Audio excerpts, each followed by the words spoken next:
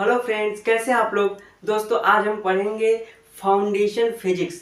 तो आइए समझते हैं कि फाउंडेशन फिजिक्स में हमें क्या पढ़ना होता है, कैसे पढ़ना होता है। दोस्तों हर किसी का सपना होता है कि वो अपनी लाइफ में कुछ ना कुछ करे। अगर आपका सपना है डॉक्टर या इंजीनियर बनने के लिए, तो आपको सबसे पहले अपना बेस मजबूत करना होगा। बेस मजबूत करने का सेंस, आपको अपना जो प्रीवियस नॉलेज है, जैसे मान लीजिए अगर आप 12th पास आउट कर गए हैं, तो आपको अपना जो प्रीवियस नॉलेज है, खासकर 11th-12th का नॉलेज, वो आपको स्ट्रॉन्ग करना होगा। उसको आपको ज़्यादा से ज़्यादा जो आप जानते हैं उससे भी ज़्यादा आपको तैयारी रखनी होगी। जैसे मान लीजिए आप लोग सिर्फ एकेडमिक की पढ़ाई की हैं, लेकिन नीट और जेईई क्रैक करने के लिए आपको एकेडमिक से भी ज़्यादा तैयारी करनी पड़ेगी। तो उसके लिए हम लोग फाउंडेशन का कोर्स चलाते हैं। तो फाउंडेशन कोर्स करने के लिए आप लोगों को सबसे पहले ध्यान देना होगा कि क्या आपको एनसीईआरटी के सारे सिलेबस आते हैं कि नहीं।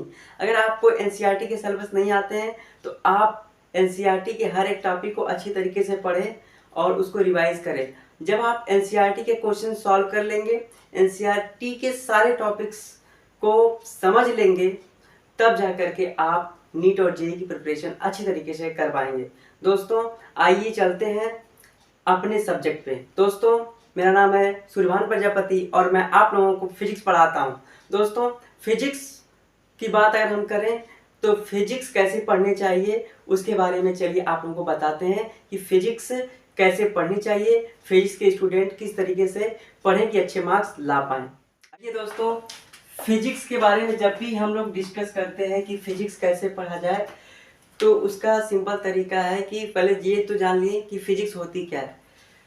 कोई अगर ये पूछे कि व्हाट इज फिजिक्स, ये क्वेश्चन आपके मन में जरूर होगा कि फिजिक्स है क्या। अगर आप फिजिक्स के बारे में जानना चाहते हैं तो पहला क्वेश्चन यही मन में आता है कि व्हाट इज फिजिक्स। तो भैया देखिए कि physics is the branch of science in which we deals with the study of natural phenomenon.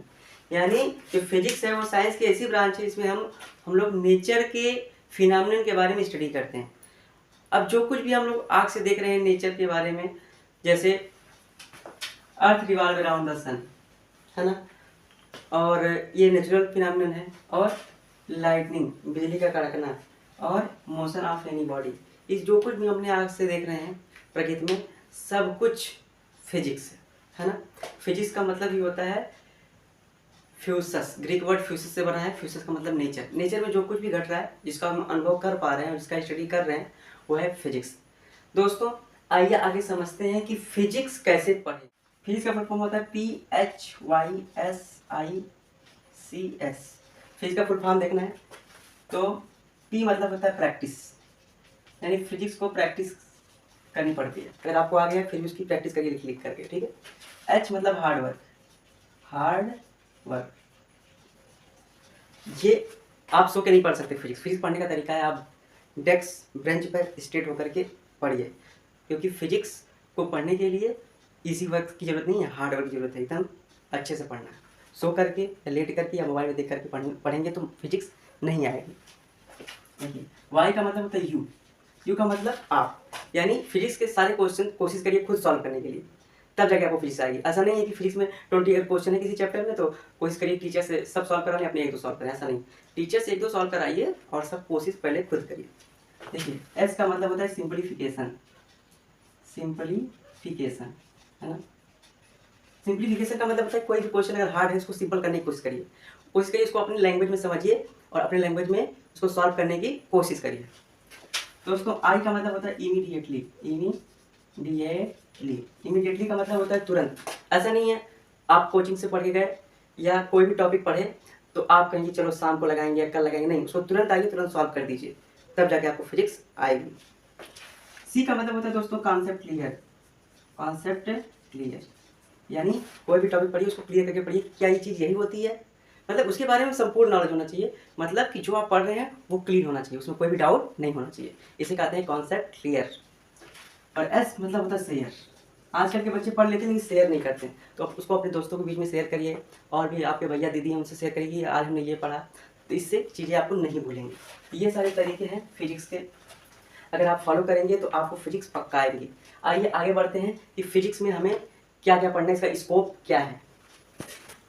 दोस्तों आगे चलते हैं और समझते हैं कि स्कोप ऑफ फिजिक्स क्या होता है। स्कोप ऑफ फिजिक्स देखिए, फिजिक्स के दो स्कोप हैं, एक है माइक्रोस्कोपिक फिजिक्स और दूसरा है माइक्रोस्कोपिक फिजिक्स। माइक्रोस्कोपिक फिजिक्स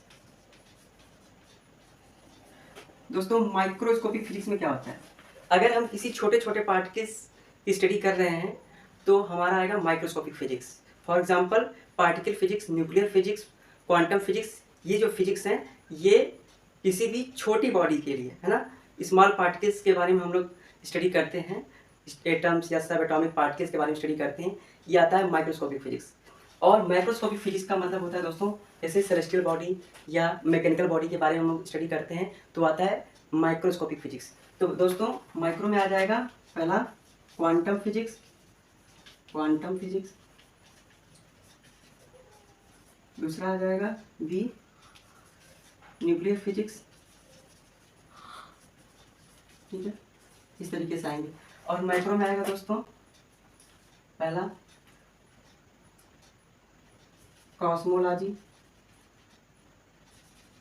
का मतलब ब्रह्मांड विज्ञान, बी इसमें आएगा दोस्तों एस्ट्रोफिजिक्स, सेलेस्टियल बॉडी, प्लैनेट है ना, सैटेलाइट्स, सन, मून, स्टार्स के बारे में पढ़ेंगे इसमें, एस्ट्रोलॉजी, ठीक है।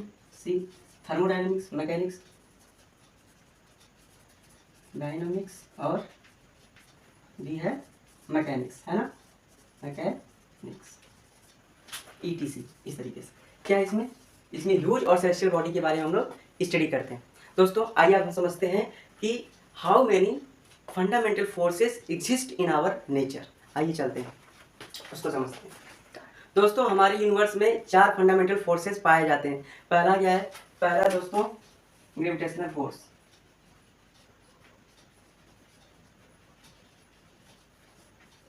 दूसरा है दोस्तों इलेक्ट्रोमैग्नेटिक फोर्स,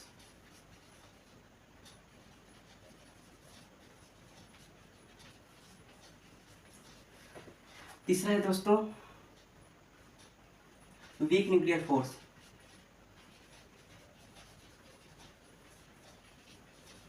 और चौथा है दोस्तों स्ट्रॉन्ग न्यूक्लियर फोर्स।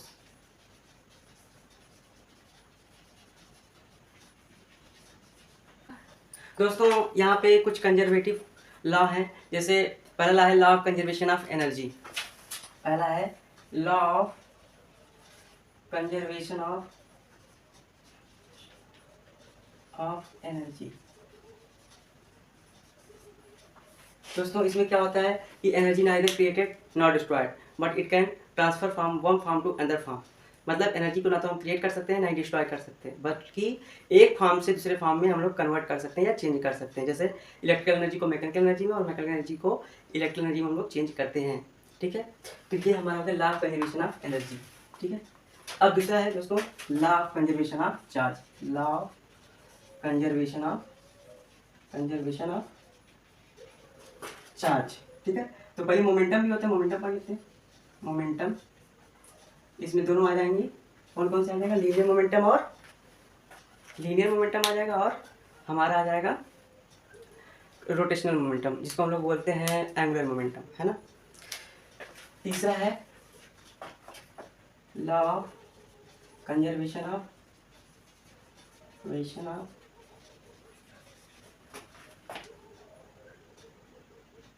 एनर्जी हो गया, मोमेंटम हो गया। तीसरा है लॉ ऑफ कंजर्वेशन ऑफ